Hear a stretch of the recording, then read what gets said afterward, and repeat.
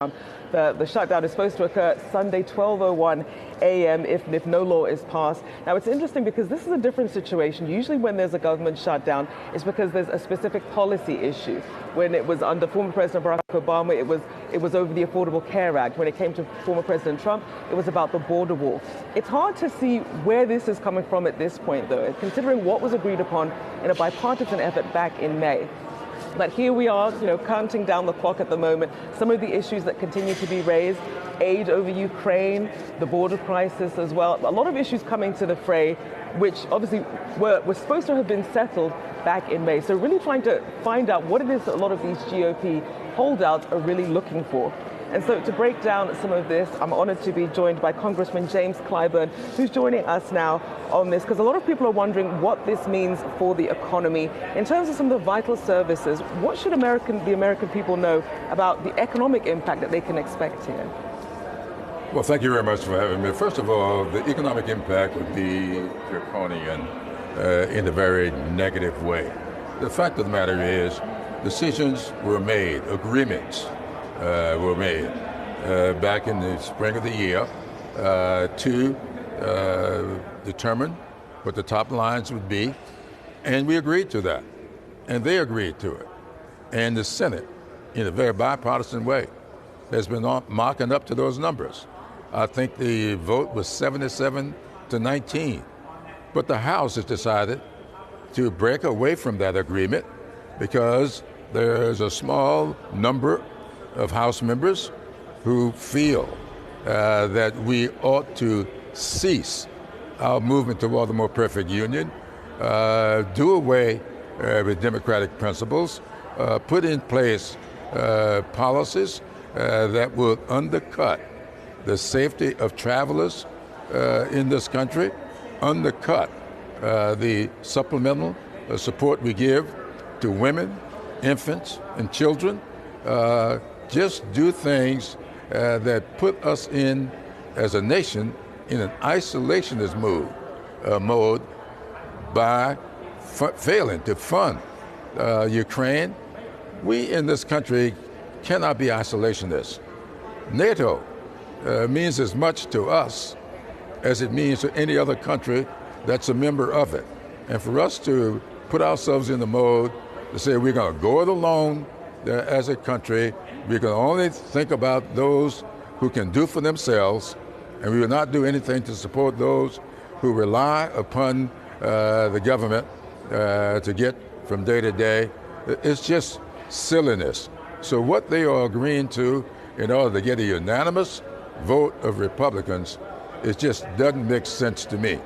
But it also says that the majority of the Republicans who do not agree with this ought to be ashamed of themselves if they allow this to take place. And one of the proposals that McConnell had put forward was saying, look, if these federal workers don't get to have their pay, Congress shouldn't either. What do you think about that tactic as a way to perhaps pressure them to at least help them understand what it's like when you are furloughed, when you have 1.3 million active military who have two paychecks coming up that won't clear? Well, that's a concept that we all ought to take a hard look at, which means that if you're wealthy as I am, and you have been passed along a fortune to live on, then we ought to allow you to go without pay. It's not going to hurt us. It's only going to hurt those people who bring themselves up into this process, who need to work every day. I'm fine. I'm over 80 years old. I'm fine.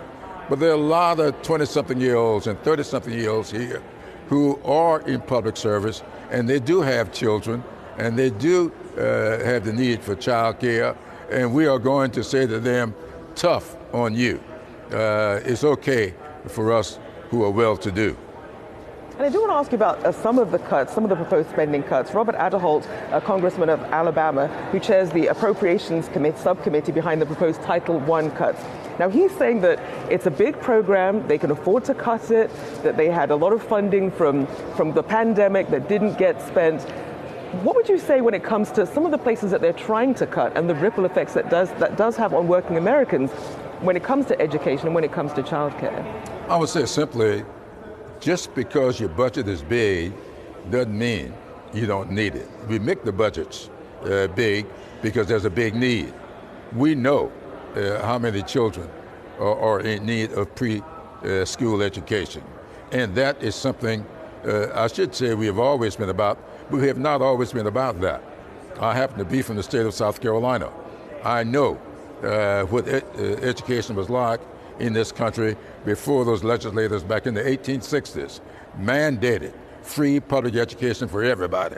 And that says to me that that's a gentleman who would like to see us back into a mode in this country when only the wealthy and well-to-do got support for education and everybody else gets relegated to second-class citizenship. And for a lot of the viewers who are wondering, they're looking at this governance, they're looking at the infighting between the GOP, this inability to really honor the agreement that came out from May. But then when you look at the approval rating for President Biden, it's in the low 40s, it's been sort of teetering in the high 30s to low 40s. Congress has a rating of about 17% according to the Gallup poll. And people are frustrated. There's inflation, there's high gas prices.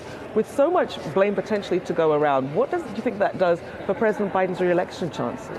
Well, I think President Biden is in a very good place for re-election.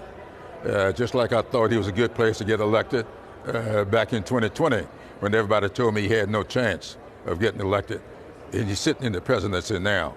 I thought that we had a good chance of averting a so-called red wave that everybody said was coming in 2022. I don't remember a red wave ever coming. I don't know what's happening to the polling. I think that when you poll people, you ask them, are they satisfied? A lot of people are dissatisfied for various reasons. But these dissatisfied people are not willing to turn their government over to an autocrat. But that's what we are getting in this polling. So I'm not worried about the polling at all. I think this president is doing well. He is going to preserve the American dream for as many people as he possibly can. Those people who don't need his help, then they are not satisfied with the programs that he's proposing. He is going to do what is necessary to maintain the democracy going forward. Those people who are interested in autocracy, they are not going to support this president. But I think that the vast majority of the American people do believe in the American dream, and it should be available to everybody, do believe in a democracy, and we ought to continue our pursuit towards a more perfect union. And so he's going to be fine. And I do just quickly want to ask you, because a lot of people are wondering just how long this shutdown is going to last, considering how far apart both sides are on this. Are we expecting what we saw with a 35-day shutdown last time over the border with former President Trump? Well, I certainly hope not. And I think the American people can weigh in on this and prevent that from happening. I don't know if there was anybody would have said 6 months ago that we would see auto workers on strike getting more than 70% support from the American people, because people are now beginning to understand that there are forces in this country who would love for the greatness of this country to be confined for those who are the wealthiest among us, who have been handed down fortunes and want to maintain that for themselves. Those who could care less about people getting assistance to lift themselves up by their bootstraps. Those of us who are in tune with that are in tune with this president, and he's going to be fine for re-election. Well, the American people are watching what we see play out with the governance here. Appreciate you taking the time to join us. Congressman Clyburn, thank you so much. Thank you very much for having me.